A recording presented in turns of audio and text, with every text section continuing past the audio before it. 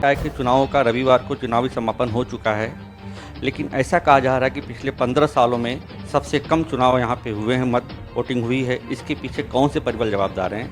यहाँ पे एक नागरिक मतदाता उनसे हम जानना चाहेंगे कि सर पिछले 15 सालों में सबसे कम वोटिंग कल हुई है रविवार के दिन, तो उसके पीछे कौन से कारक जवाबदार हैं?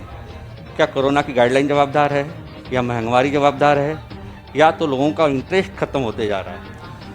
कल जो अहमदाबाद म्यूनसिपल कॉरपोरेशन का जो स्थानिक स्वराज का जो इलेक्शन हुआ था, और उस इलेक्शन की जो एवरेज आई है वोटिंग डालने की परसेंटेज आई है, वो काफ़ी हद तक नीची परसेंटेज है। इससे कई सवाल खड़े होते हैं कि इसका क्या कारण है कि अहमदाबाद महानगर पालिका जैसे विस्तार के अंदर, और अहमदाबाद महानगर पालिका के साथ साथ में जो अन्य सूरत है, राजकोट है, भावनगर है, जामनगर है, यहाँ की महानगर पालिकाओं का जो इलेक्शन हुआ है, उस इलेक्शन के अंदर भी अगर आप देखा जाए तो एवरेज जो वोटिंग का परसेंटेज है वो काफ़ी नीचा रहा है, बराबर। जैसे कि अहमदाबाद का ही है, वो महानगर पालिका के इलेक्शन का जो वोटिंग का परसेंटेज है वो 38.72 के एवरेज के आसपास रहा है। तो इससे काफ़ी सवाल खड़े होते हैं कि क्या कारण है। क्या पब्लिक को वोट डालने का जो रस है, वो इंटरेस्ट है, वो कम हो गया है? क्या लोकशाही से पब्लिक क्या है अपना मुँह मोड़ रही है? क्या ये जनता जो है नेताओं से नाराज़ है? क्या जनता की जो समस्याएं हैं वो 5-10 सालों के अंदर उसकी समस्याएं हल नहीं हुई हैं? क्या जनता को कोरोना जो इफ़ेक्ट है वो नड़ा है? क्या जनता को महंगाई नड़ी है? क्या नौजवान जो पढ़ा लिखा वर्ग है उसको बेरोजगारी नड़ी है? क्या उसको रोजगार नहीं मिल रहा है इसलिए उसने नीरसता दिखाई है इलेक्शन के अंदर?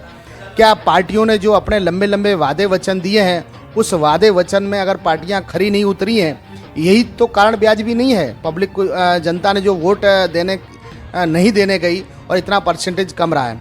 क्या कारण है कि अगर जनता को जो छोटी छोटी बातें हैं, बराबर, जो उनके जीवन से जुड़ी हुई बातें हैं, स्थानीय जो इलेक्शन होता है वो स्थानीय इलेक्शन में पब्लिक जो है वो अपने स्थानीय प्रश्नों के प्रति ज़्यादा जागरूक होती है।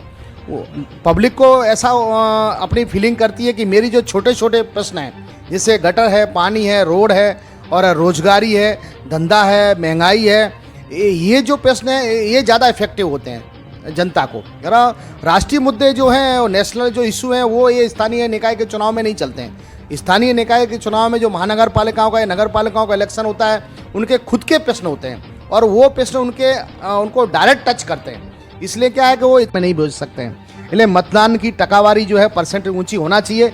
इसके लिए नेताओं को, जनता को उसके प्रति सक्रियता दिखाना चाहिए, उसके कारण ढूंढना चाहिए कि नौजवान जो है, नवा मतदाता है, जो नवे मतदाता बने 18 साल से लेकर के 40 साल के बीच का मतदाता, वो मतदाता जो है, वोटर्स है, वो क्यों नहीं वोट डालने गया? तो इसका कहीं ना कहीं जो है बेरोजगारी कारण मुझे दिखता है। नवा जो मतदाता है, जो 18 से 25 वर्ष का युवा वर्ग है, और उनको रोजगारी दी जाए, और नवे नवे कारखाने, फैक्ट्रियाँ खोली जाएँ। और मैं कहना चाहूँगा आज इसके माध्यम से, चैनल के माध्यम से, कि सरकार को रोजगारी के लिए खानीकरण जो है कर रही है, अगर प्राइवेटाइजेशन जो कर रही है, ये भी कहीं ना कहीं जो है जवाबदार है। तो ये जो सभी कारण हैं, कोरोना इफेक्ट है, लोगों की रोजगारी चली गई, धंधे रोजगार नहीं है, लोगों के पास नहीं है, और लोगों की नौकरियां जो हैं अभी धीमे धीमे थोड़ा ट्रैक पे आया है। तो हर आदमी ये सोचता है कि मुझे 200-400 रुपये की जो मजदूरी मिलती है वो कमाऊंगा तो मेरा घर चलेगा। तो सभी पार्टी के नेताओं से ये चैनल के माध्यम से मेरी रिक्वेस्ट है, अनुरोध है कि लोकशाही में अगर मजबूत रखना है लोकशाही, तो वोटों का परसेंटेज बढ़ना चाहिए। अगर यही रफ्तार रहेगी, लोगों की निरस्ता रहेगी वोटिंग करने के प्रति, तो आने वाले विधानसभा, लोकसभा के इलेक्शन के अंदर ज़रूर जो है अंडर करंट आएगा। बिल्कुल, जैसा कि इनका कहना है कि जो इस प्रकार का जो स्थानीय चुनाव था, उस स्थानीय चुनाव में काफ़ी लोग के जो मुद्दे, स्थानीय जो मुद्दे होते हैं, मुद्दों को सॉल्व करने में दोनों पार्टियां, कोई भी पार्टी हो, असफल रही है। इसके कारण उन लोगों के अंदर नीरसपन दिखाई पड़ा। खास करके बात करें इस कोरोना काल में, जो भी गवर्नमेंट की गाइडलाइन होती है, वो गाइडलाइन का टूटीपन भी कहीं कहीं फॉलो नहीं कर पाया, क्योंकि ऐसा कहा जा रहा है कि ग्लोव्स की सुविधाएं, जो भी मतदाता हैं कि मत देने के लिए केंद्र पे, उनके लिए गन टेम्परेचर मेजर करने के लिए गन मशीन, ये सब सुविधाओं का कहीं ना कहीं अभाव दिख रहा था। इसे लाखों लोग की जान खतरे में थी, ऐसा कहा जा सकता है। इस तरह के एस्पेक्ट्स लगाए जा रहे हैं। एक मतदाता और भी हैं, उनसे हम जानना चाहेंगे कि सर, पिछले 15 सालों में सबसे कम चुनावी वोटिंग हुई है, उसके पीछे क्या कहीं न कहीं मांगवारी जवाबदार है क्या? देखिए, मेरा मानना है कि जो अहमदाबाद म्यूनसिपल कॉर्पोरेशन का जो चुनाव हुआ है उसमें जो वोटिंग का परसेंट बहुत कम हुआ है, इसके बहुत सारे कारण हैं। एक कारण को अपने जवाबदार नहीं ठहरा सकते, जैसे कि सबसे पहले कोरोना काल में लोगों की उद्योग धंधे चले गए, नौकरियां चली गई। मजदूर वर्ग की तो ऐसा बोले कि उनकी कमर टूट गई है। आज लोग सबसे बड़ी समस्या अपने घर चलाने नहीं चला पा रहे हैं। आज घर चलाने के लिए उनको पैसा चाहिए, सामने रोजगार नहीं है, घर गृहस्थी वाले लोग हैं। अब मजदूर लोगों को जब मजदूरी नहीं मिलेगी तो इलेक्शन का उनको क्या रस रहेगा। इलेक्शन का एक पर्व है, जैसे दिवाली होली का पर्व होता है, ऐसे इलेक्शन भी एक पर्व है। आज लोगों की जेब में पैसा रहेगा तो उनका माइंड चलेगा, उनका घर चलेगा, स्कूल की बच्चों की फीस भरेंगे, सब्जी आएगी, उनके घर में तेल आएगा, मसाला आएगा, गाड़ी में पेट्रोल डलेगा, घर में सिलेंडर आएगा। इतनी सारी समस्याएं हैं कि लोग त्रस्त हो गए हैं, तो उनको कोई रस नहीं है। और हम इस चैनल के माध्यम से कहना चाहूँगा कि सरकार ज़्यादा से ज़्यादा लोगों को रोजगारी दे। रोजगारी से ही लोगों के जो अंदर दिलचस्पी आएगी और वो इलेक्शन के लिए अपना माइंड बनाएंगे। आज जो नया जो शिक्षित वर्ग है वो भी अपने फ्यूचर के लेके चिंतित है, क्योंकि नवी रोजगारी है नहीं, नौकरियां हैं नहीं, बराबर नौकरियों के लिए बहुत ही चिंतित हैं। इसलिए देश का जो नवा युवा जो मतदार है उसको रोजगारी मिले और जो गरीब वर्ग है उसको नौकरियां मिलें, उद्योग धंधे मिलें। इसलिए जो है मैं रिक्वेस्ट करूंगा इस चैनल के माध्यम से इस समस्याओं का निवारण हो। હવે આ ચેનલના માધ્યમથી હું અત્યારે કહેવા માગું છું કે જે પ્રમાણે આપણે ઘણા વર્ષોથી જોઈ રહ્યા છે કે વોટિંગની ટકાવારી દિવસે ને દિવસે ઘટી રહી છે, તો હવે ટકાવારીની વાત થઈ છે તો હું થોડુંક કહેવા માગું છું કે દાખલા તરીકે આપણે 100% વોટિંગ છે, 100% વોટિંગ કરવાની છે, એમાંથી વોટિંગ થઈ તમારી 40%।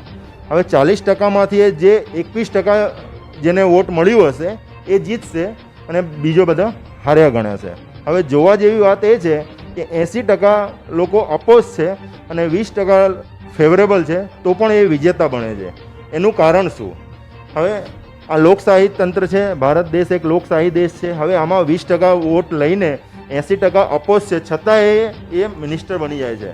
તો મારું કહેવાનો મતલબ એક જ છે કે ભલે કોઈ પણ પાર્ટી હોય, એવું નથી કે બીજેપી, કોંગ્રેસ, ગમે તે પાર્ટી હોય, એના જે ઉમેદવાર એ લોકો નિમણૂક કરતા હોય છે કોઈ પણ પદ માટે, એમએલએ, એમપી, કાઉન્સિલર, પંચાયતમાં કોઈ પણ ઇલેક્શન માટે, તો જે ઉમેદવાર જે હોવો જોઈએ એ પબ્લિકથી જોડાયેલ હોવો જોઈએ, એને દરઅસલ સમાજ સેવાની ભાવના હોવી જોઈએ।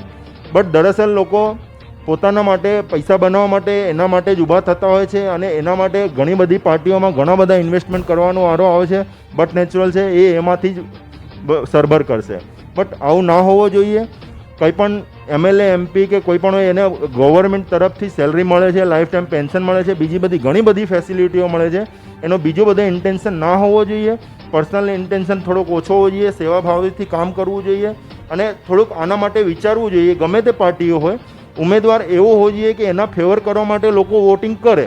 એટલે ગમે તે પાર્ટી હોય એના ઇન્ટેન્શન એક જ હોવો જોઈએ કે વોટિંગનો રેશિયો જે છે એ વધવું જોઈએ।